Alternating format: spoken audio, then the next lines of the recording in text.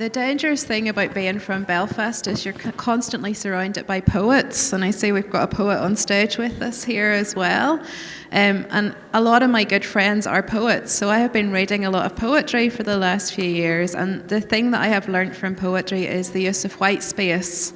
So poets talk a lot about leaving the language room to breathe, that it's in those spaces between the lines and the things that aren't said that you really broker a relationship with your reader. And I think Divya has started to talk about something really interesting, which is how much worth we invest in our readers. The worst thing in the world as a reader of a novel or a short story is when you feel that the text is patronising you, that it's telling you what to think. I love those books which ask a lot of me. They say, engage with the text, think, wrestle with it, work out what you feel about this, because that's telling me that that writer thinks I'm pretty intelligent. He or she thinks that I can do that work myself as the reader. In a short story, that is incredibly important. I'm going to name check someone who's been very important for me as a writer, and I've been a bit disgusted. There have not been very many women writers name checked off the stage that I've heard. My biggest influence as a short story writer is Alice Munro. Has anyone read Alice Munro's work? Yes. Alice Munro is a master at the art of leaving things out. Her characters have room to breathe, her dialogue has room to breathe, and her storytelling has room to breathe. And if you read a few of Alice's short story collections, very quickly you will learn about this idea of what's not said.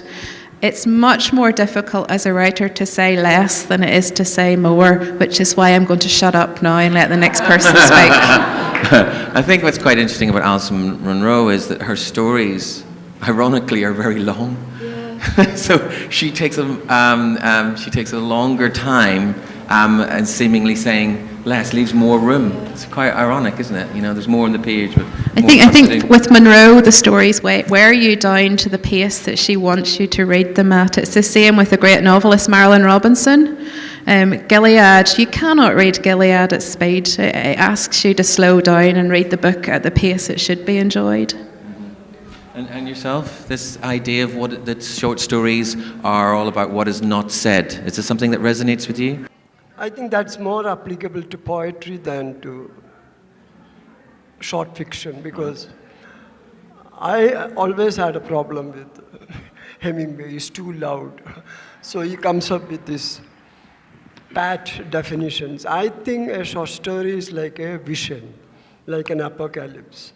You see something for a flash. And it's a subvertive genre.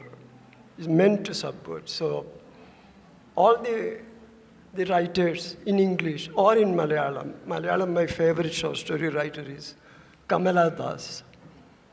And in English, it starts with Catherine Mansfield, to Alice Munro, to Margaret Atwood, and one thing that is common in all of them is the gender. So it's an art of subversion which is automatically comes out from your struggle for survival.